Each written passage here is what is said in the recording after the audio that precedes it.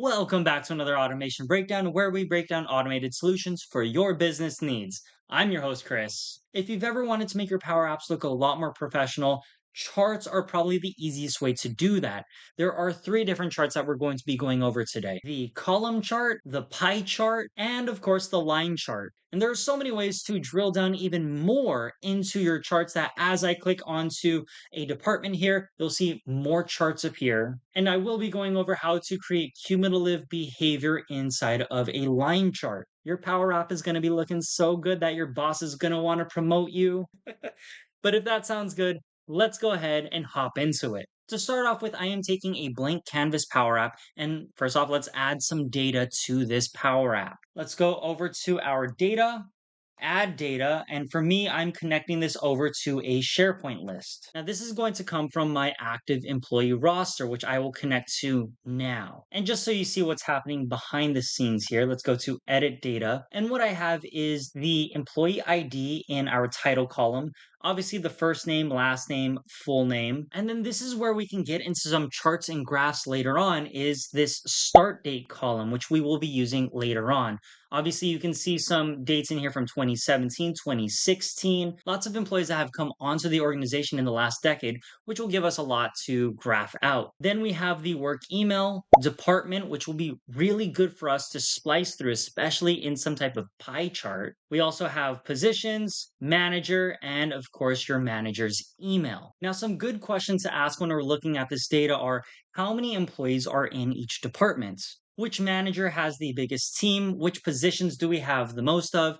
And of course, have we been growing as an organization year over year? Now let's go over to our insert, the plus icon. We'll see under charts, we have three different types of charts that we can use: column chart, line chart, pie chart, and then there's Power BI tile, which I'm not going to get into today. So we're just going to stick with those three today. To start things off, I'm adding in a new screen. We're going to do the header and footer. And let me rename this screen, and we are going to use this as our column chart screen. Let's go over to our main container, click on the plus icon. Let's go over to our charts, and we're going to add in our first chart type, which is the column charts. PowerApps does come pre-populated with some sample data in here, which we're going to override in just a second here. But with the chart clicked on, let's go over to our width, and I'm going to say parent.width. We've now changed the width to the main container that the chart is housed within. Each one of these charts has three main components. If I click at the top here, you'll see it's clicked on the chart title. Whereas if I'm clicked in the middle, this is going to be the chart area. And then at the bottom, as I click here, you'll see the legend.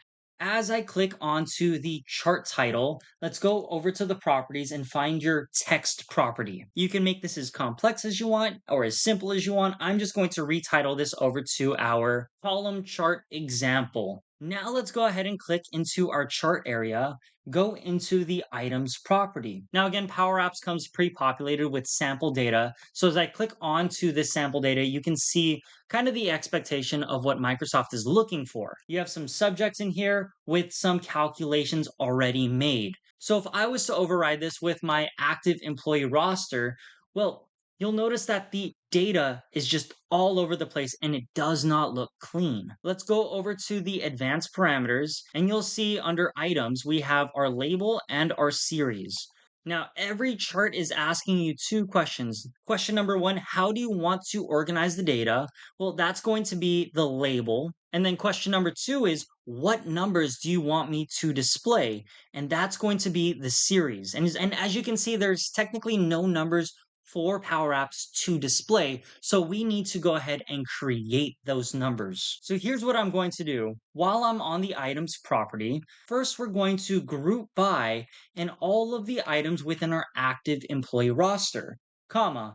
We're going to group them by departments, comma, and then by our grouped employees. One really good thing about Power Apps is if you highlight over the area that you want to view the table, you can click on this down arrow, and now you can see the output of what Power Apps is going to display.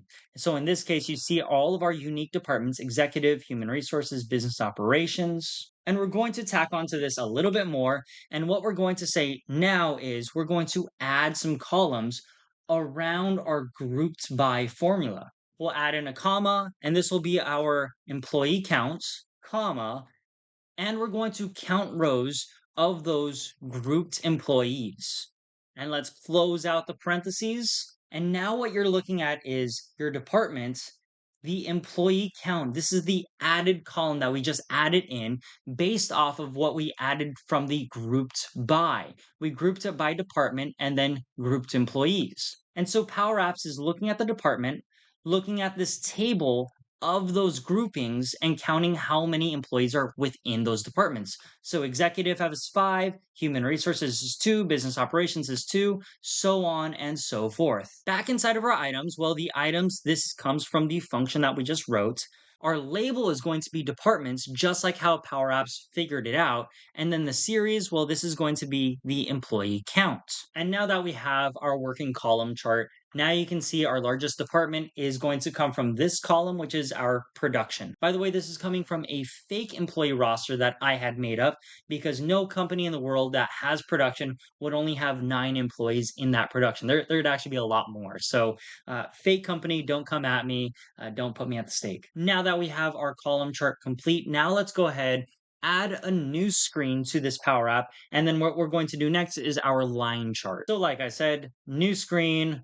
I personally like the header and footer. Let's go ahead and change screen 3 to pie chart screen. Let's work on the pie chart. Go into your main container, click on the plus icon, and we're going to obviously add in our pie chart. And much like before, while we are clicked onto the entirety of our pie chart, let's go over to our width property. We will add in parents.width, which will adjust the width of the pie chart to our main container. Again, just like before, we have 3 main components. We have the chart title, the chart itself, and then finally we have the legend at the bottom. Chart title, let me go ahead and relabel this to pie chart example. Great. Now let's go ahead and work on the data inside of the pie chart. Let's go into our items property and you'll see pie chart sample. Let's click on the dropdown and you'll see it's very similar to what we had before. We need Power Apps to basically create those calculations. We can't just insert our raw data in here. We need to manipulate it somehow.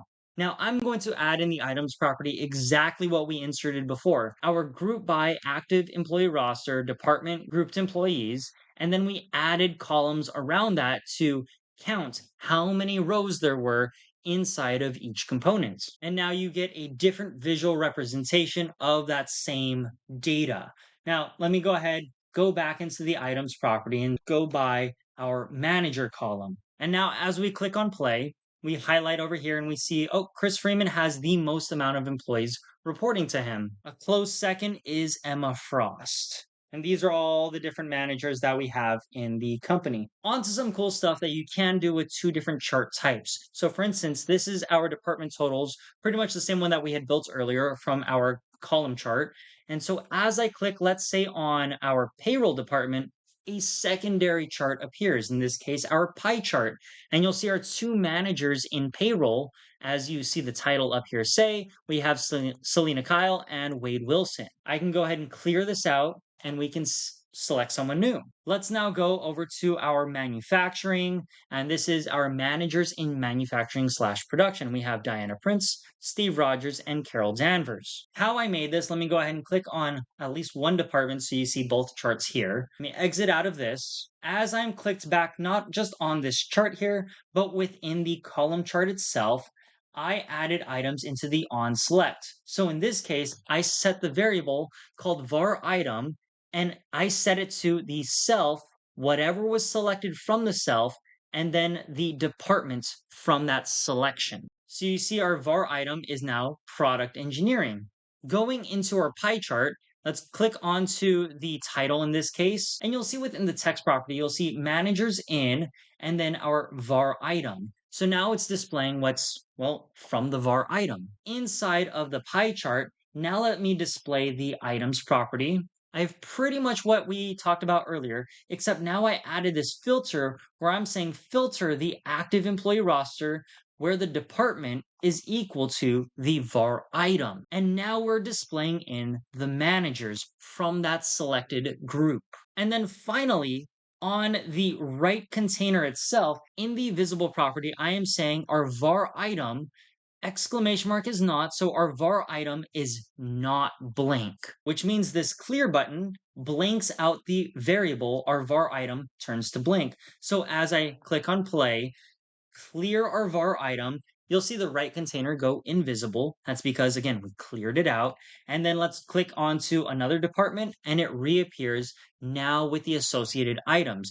In this case, managers in corporate strategy, and we're filtering for managers within corporate strategy. Finally, let's talk about our line chart. We will make a brand new screen and I'll show you a couple different examples with the line chart. Let's go over to new screen, header and footer, retitle from screen 5, and we'll call it line charts screen. Let's click enter.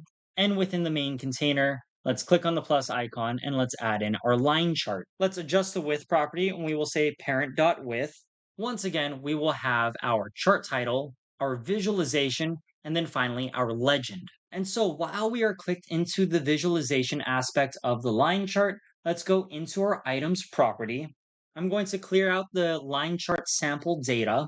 And first, I'm going to add some columns to our active employee roster. And first, we're going to look at the hire year, comma, and the year, this is going to come from our start dates. So let's take a look at what we've added. So we've added the column called hire year, and that's going to come from our start date and the year from the start date. So let's go ahead and click on the dropdown. We'll scroll all the way to the right. And let's scroll until we find hire year. And it is in alphabetical order, so that does help you out.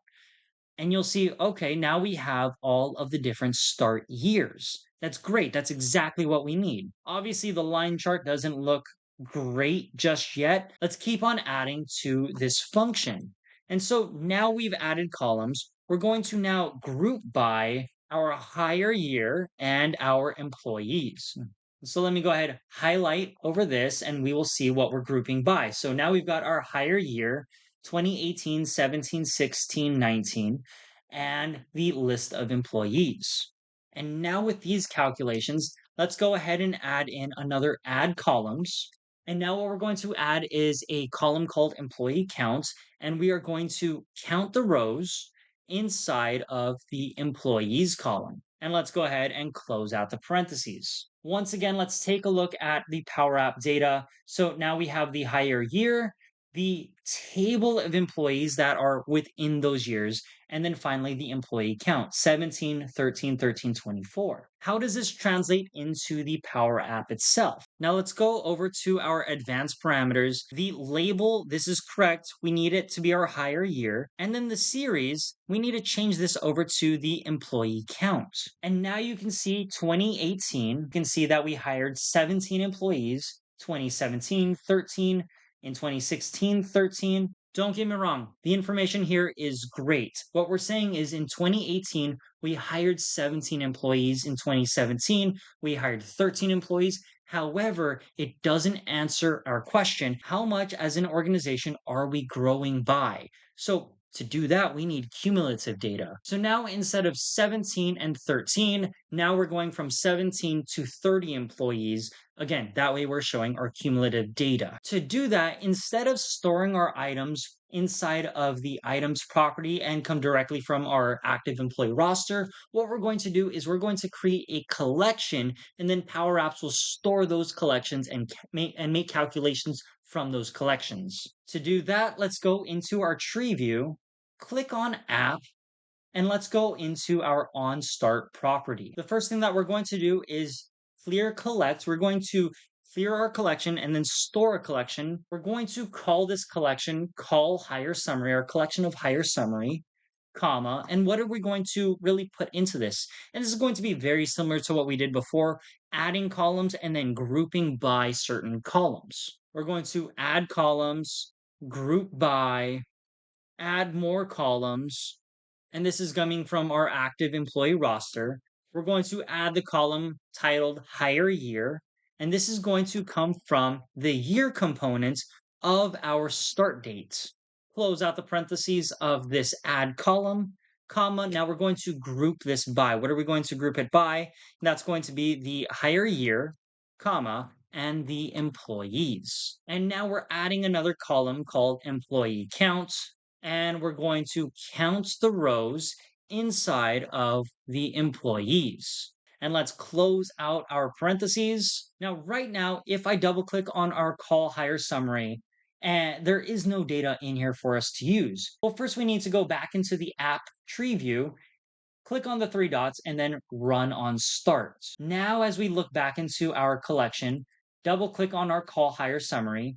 Now you'll see, okay, we have our hire year 2018, 17 employees, 2017, 13 employees, pretty much the same items that we had seen before. But now we're going to use this collection of hire summary and we're going to add on to it. So at the very end of this, we're going to add in a semicolon. And on the next line, this is what we're going to add to it. Clear collect more data. And this is going to be our collection of higher running totals. And just like before, we're going to add some columns, but the only difference is we're also going to sort by columns. So let's go ahead and we'll first off add some columns, and then we're going to sort by columns. The collection of our higher summary, that's what we're going to sort by. And what we're going to sort by is going to be the hire year, comma, and we're going to do this by sort order dot ascending. And we're going to say as current row, comma. So we're going to keep on sorting this as if it was the current row. And this will be our running total. Now we're going to sum and filter our sum from our collection of hire summary, comma, where the hire year is less than or equal to the current row dot hire year. Close out the parentheses, comma, and then this is going to be the employee count. And let's close out the parentheses, close out the parentheses, close out the parentheses. Go back to our tree view, go over to app, the three dots, and let's run on start. Now our collection of higher running totals, let's go ahead and expand this and you'll see 2016, our running total is 13. 2017, our running total is now 26, 18, 43. Now we have the cumulative behavior that we're looking for. So I'm going to go ahead, our collection higher running totals. I'm going to copy this back inside of the visualization of the line chart. Let's go back into the items properties and paste in our collection of higher running totals. And instead of employee counts, now we need our running total. And boom, there you go. You see the growth of the Kuya brand. I'm pretty sure that you all are smarter than me because cumulative behavior charts go well beyond headcount. So put what you're going to be using this for in the comments section. So today we learned that PowerApps really only cares about three things when it comes to charts. The items, where your data actually comes from. Number two is your labels, how your data gets grouped together. And number three, the series, the number you're charting. So once you understand those three properties, you can build almost any chart in PowerApps. But really, thank you guys for sticking all the way to the end of the video. Like, subscribe, hit that notification bell, and I will see you in the next video.